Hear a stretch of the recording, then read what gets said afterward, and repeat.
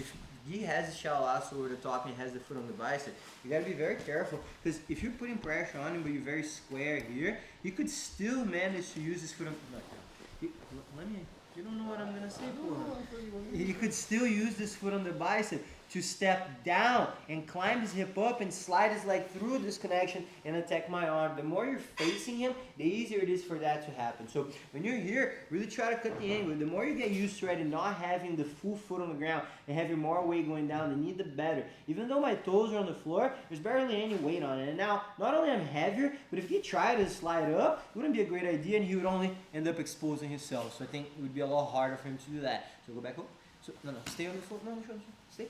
So let's really try to stay on our side here, closing that space as much as we can. And now one of the only reactions he's really going to have is to extend his leg, trying to move his hip out of the way, which allows us to switch our base and start pummeling in, right? We worked before on pummeling in and started to stack, but I want you guys to try to take over this leg. So you can go C grip, we can get a pan grip, and let's try to just stuff it over and start forcing his headquarters. Once I have headquarters and I start looking to grab his belt, I'm no longer going to be twisted, because I'm not, for now, going to put pressure on him sideways. I'm going to lean a little bit more with my chest and shoulder. Just make sure that you're always sort of twisting your knee inwards. It's going to help you the pressure, and it's going to make it hard for his foot to come out. If you're too here and your foot is back, he's going to step back over in your hip. So try to be forward with your knee and elbow so that his foot doesn't go back. Now, I've been talking about how we clear, right? Walking to the side, taking a big step with my right leg, and a big drop with my knee. But the upper body is where I feel like people have been having the most hard time. Let's try to think of it like this. I go from pulling the collar, so I have my elbow really locked in and pulling, and I'm going to punch gi. And when you punch gi and you kind of turn your elbow upwards, try to twist away from him, but also try to pull yourself away. So if my hip, my legs are going down, and my body goes up at the same time, I feel like it's a lot better. And now, some of you think it's a speed drill. Not you guys in the morning, but some of the night people drive me crazy. Because you get here, and you're like, I'm going to pass the guard, right? That's going to work when you're drilling, but that's not going to work unless he's children. If he's here and your foot is out, if you try to back step out of it, you're not only going to get hooked by this right leg, but you're going to fall. So it would be so bad to do all that work just to get swept. So if you land over here, don't get in a rush to try to pass. Be in a rush to try to dominate his hip. Go over, start positioning your head right under his chin, grab his waist, fix your collar grip. Sometimes we can land here, and this grip could be low because when we were first dealing with the guard, we can't get it so high. So it's a good time to start flaring, walking it up, readjusting, getting your head under, covering his waist. So let's not even worry about the pass right now. Let's just try to cover their hip so that we can pass more easily after, okay? So same thing. We start, biggest takeaways here in the beginning from the best. The angle, right? So really off to the side, really low. If I stay low here, I'm going to be a lot more, making this a lot more uncomfortable for him. And not only that, I could start flaring, stacking like we did last week. But for now, I want him to try to react. I'm going to time it. For now, when I switch my base back, try to bring this back in, shut the space with your knee and with the grip. Once I have it, if his hip is sideways facing me, I can't do it like that, we're going to have to go to the second one. But if I am able to walk it up and put him at least flat, again, look at how my left knee, I saw some people doing this. They're going and they kept this knee out here or they dropped this knee here. If you're not pressing in to make his knee fold, it's not going to work. So make sure that your knee is going across and that you're pulling yourself up with it. Then again, don't rush on passing. Cover the hip, settle down the hip, smash, fix your collar grip. Think about your head position so that when you do pass, it's tight and you don't run into a scramble. Okay? Make sense? Let's work on that, guys.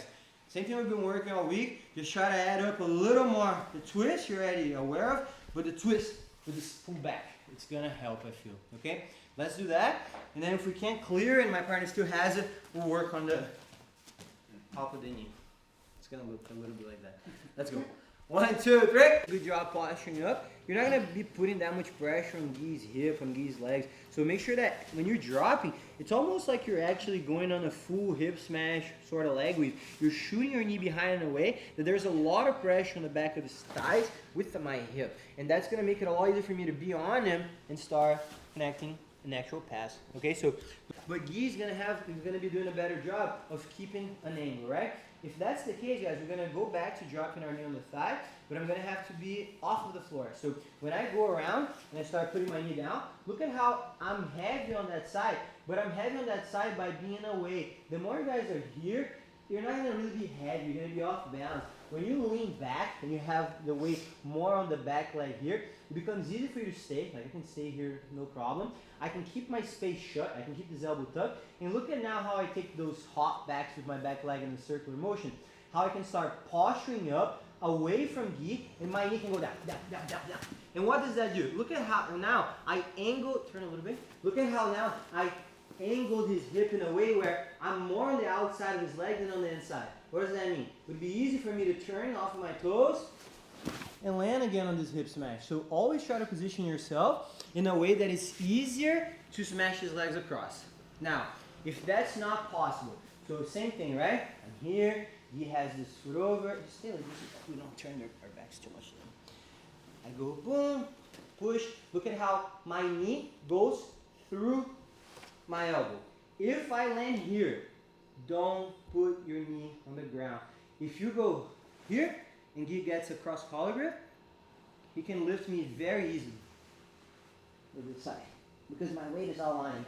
Now, there's a big difference. Look at the difference now. If my knee is on his thigh, so I can kind of rest on it. Even if I'm postured up, try to lift me with it, it becomes a lot harder because there's no weight there. So the difference between knee on the floor and knee on the thigh is huge. It might not seem like it, but try to rest on the thigh. What could happen from here? I could try to insist in pushing his leg across and land on the hip smash, right? I could switch to something else. I could weave my hand through, start going this kind of style of passing. But I want you guys to work on more reaction-based stuff. So if I'm here and his knees flare, two things. I can advance forward, but he can also use his toes on the floor to hip in.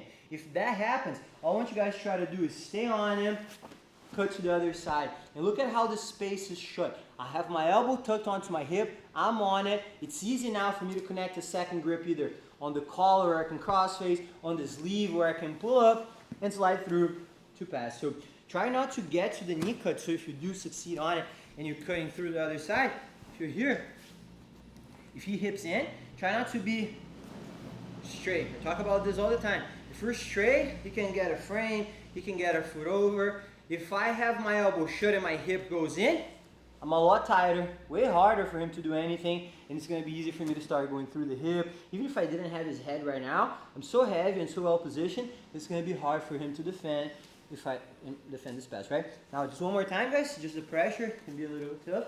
Again, when I'm leaning on it, far leg. Now, my knee not only wants to go down, it wants to go forward. So as I'm stepping, I'm letting my knee slide forward. Now again, you can be more active with this knee. I can either push and follow. If he hips in, I can cut to the other side.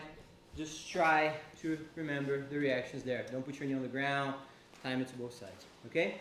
Just do that. Start from the headquarters so we can focus on that. And then do some specific rounds from the same position. Okay? Let's go, guys. 1, 2, 3.